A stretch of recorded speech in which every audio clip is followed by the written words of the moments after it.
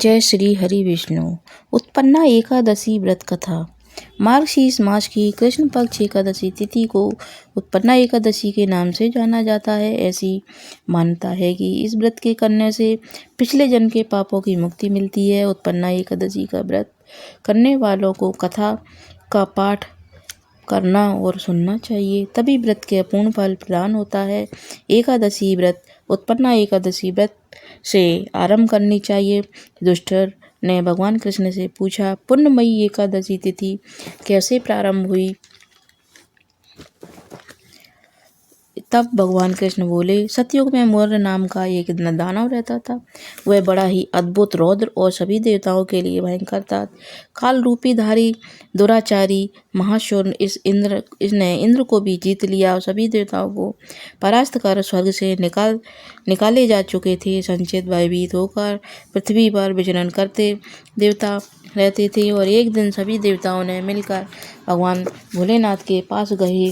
तब वहाँ और इंद्र ने सब हाल बताया। तब भोलेनाथ बोले, हे देवराज इंद्र, इस घोरमय कष्टमय स्थिति से आपको श्री विष्णु हरि ही मुक्ति प्रदान कर सकते हैं। आप उनकी शरण में जाइए। यह सुन सभी देवगण क्षीर सागर में भगवान विष्णु के पास पहुंच गए और बोले कि हे कमल नयन, हे मधुसूदन, आप सदैव आपकी शरण में आने वालों की रक्षा करते हैं। हे प्रभु, ब्राह्मण कुल में नारी जन नामक एक शक्तिशाली दैत्य उत्पन्न हुआ था, जिसने देवताओं का संहार करने की प्रतिज्ञा ली थी कि जिसका पुत्र है मौर्य, इसकी नगरी का नाम है चंद्रावती। इस दैत्य ने त्रिलोक में हाहाकार मचाया हुआ है।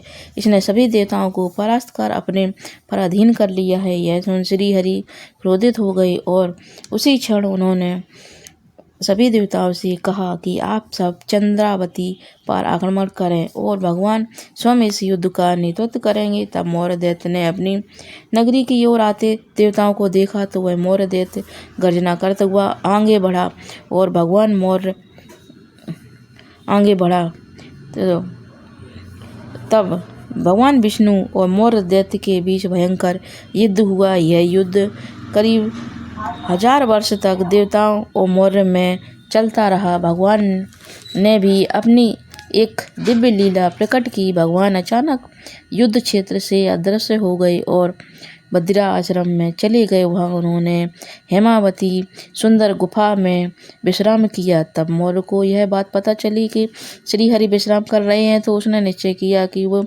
भगवान श्री हरि का वध कर देगा। उसी समय वह गुफा में पहुँच गया और उसी समय भगवान के शरीर से एक अति तेजमयी कन्या उत्पन्न हुई। वह निजली के समान तीव्र और समस्त अस्त्र शस्त्र से सुशोभित थी। इस कन्या ने मौर्य को ललकारा और इस कांतिमयी कन्या को देख मौर्य भी आश्चर्यचकित हो गया। इसने अनसुना नहीं करा। मौर्य भगवान विष्णु को तो छोड़कर वह कन्या से युद्ध करने लगा। अचानक उस कन्या ने सभी अस्त्र शस्त्र को नष्ट कर मौर्य का सिर धड़ से अलग कर दिया। उसकी मृत्यु हो गई। भगवान श्री हरि निद्रा से उठे और कन्या से पूछने लगे कि हे देवी, आप कौन है? इस असुर का वध किसने किया है? तब उस कन्या ने हाथ जोड़कर विनम्र करते हुए कहने लगी, हे प्रभु, मैं आपके शरीर से ही उत्पन्न हुई। यह आपको क्षति पहुंचाना चाहता था, इसलिए मैंने इसका वध कर दिया। हे प्रभु, यह सुन भगवान विष्णु अत्यंत प्रसन्न हुए और कहने लगे, हे देवी, आपने सभी देवताओं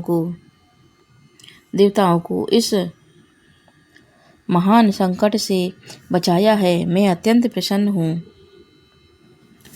आप मांग लीजिए। यह सुन कन्या बोली, हे प्रभु, यदि आप मुझसे प्रसन्न हैं तो वरदान दीजिए कि आज के दिन मैं उत्पन्न हुई हूँ और जो भी व्यक्ति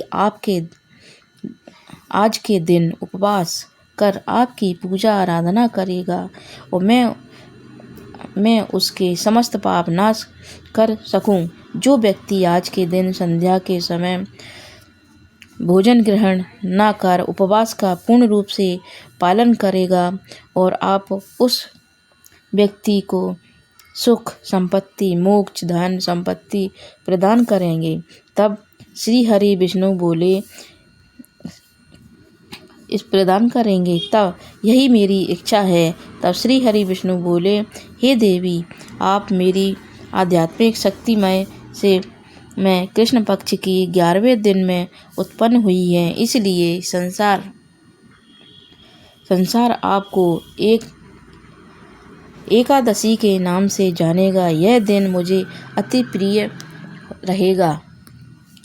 आगे भगवान श्री कृष्ण कहते हैं, जो भक्त एकादशी का व्रत